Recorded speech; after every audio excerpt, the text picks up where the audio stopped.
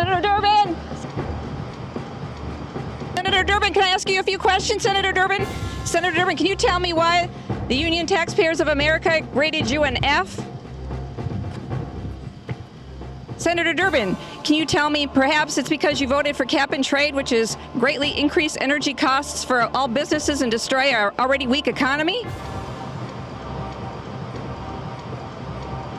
That's what I thought. Nothing from... Oh, questions. No, I have more questions. Congressman Kirk, your vote against the Second Amendment and your F- rating from the NRA. Oh, you don't want to talk about that? No talking about that. Okay, how about your pro-abortion votes? No? How about the 100% rating that you get from Planned Parenthood? Do you have anything to say about that?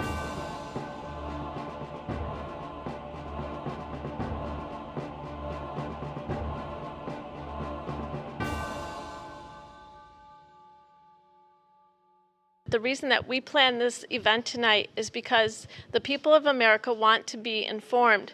And by making yourselves unavailable, people are not getting information and they're scared or they're angry. We asked you to come.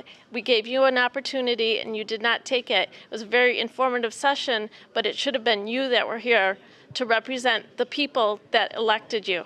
We are not an organization. We were 5 women that had lunch a couple of weeks ago. A couple of us knew each other for several years, and some of us, we had just met that day, just a couple of weeks ago, and we were upset about the media's portrayal of people like us coming to town hall meetings and being called astroturf, saying that we were coming in with swastikas. And we were upset that our representatives were not holding town hall meetings. So we decided to send you all a formal invitation, which we did. And so we had the town hall meeting without you. This is with or without you. And we hope that people across this country can say, if 5 women could do this in 2 weeks, we can do it. We demand from you, our employee, that you represent us. Quick story, Senator Durbin. I called your office at spring break, and I asked where you were, and you said they told me you were in Cyprus and also visiting Greece. And I asked why you went there, and they said, well, really, it's not your business, but he was trying to find out of how the people feel about the United States and everything else. And here we sit in the state of Illinois, one of the largest states. You won't come visit us and ask us how we feel about what's going on, but you can go spend our money, take a military plane and fly to Greece over to spring break, but you can't spend 1 hour here in Libertyville, Illinois to answer any questions. All I want to say is, Senator Durbin, Melissa Bean, you haven't lost my vote. You've never had my vote. I have common sense. I would never vote for anybody with such poor values who has no respect for the people that put them in office. I hope this carries loud and clear to anybody who would in the future or in the past has ever voted from you. And I want you to memorize these faces because we will be campaigning very hard against all 3 of you. Now, Kirk, yes, you are my representative.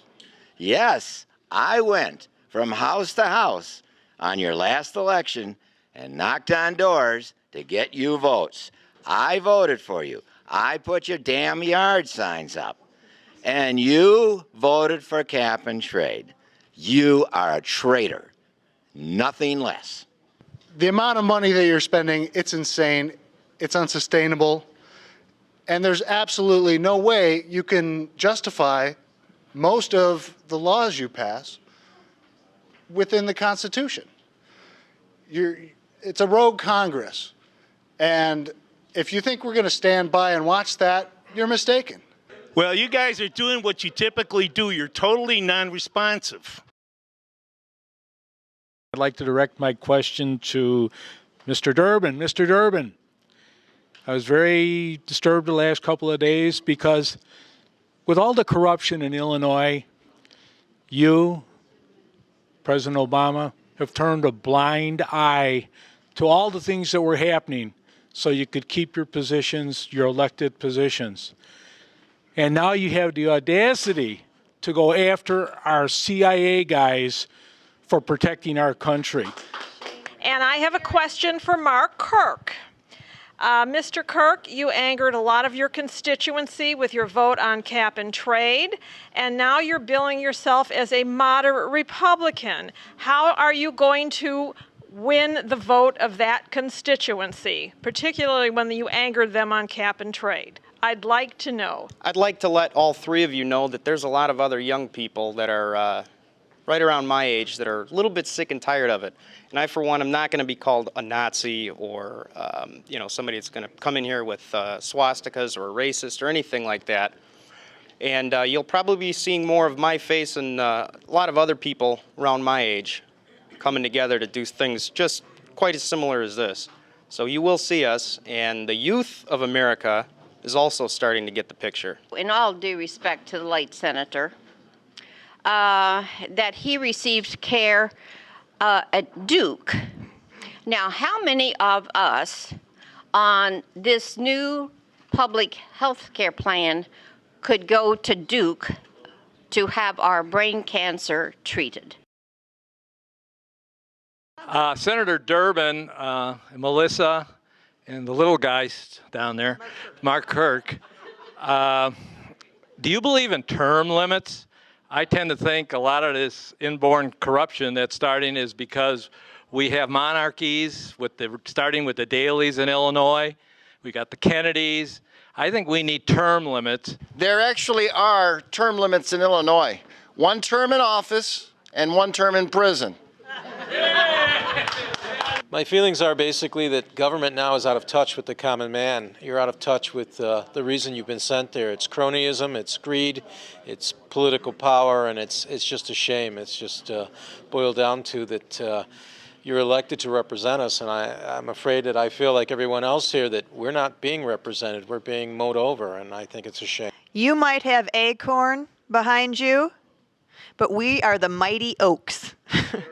And we stand strong and stand firm and do not bend in the wind. So look out. Thank you for uniting the rest of us. Not Republican, not Democrat, just people with common sense. This is from James Madison, February of 1788. I will add, as a fifth circumstance in the situation of the House of Representatives, restraining them from oppressive measures, that they can make no law which will not have its full operation on themselves and their friends, as well as on the great mass of society. This has always been deemed one of the strongest bonds by which human policy can connect the rulers and the people together.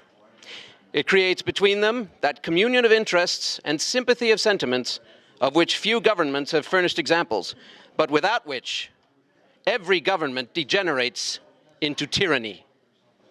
And speaking of tyranny, to all of you who would want to classify us as Nazis, may I remind you that the Nazis were socialists, and we are against socialism.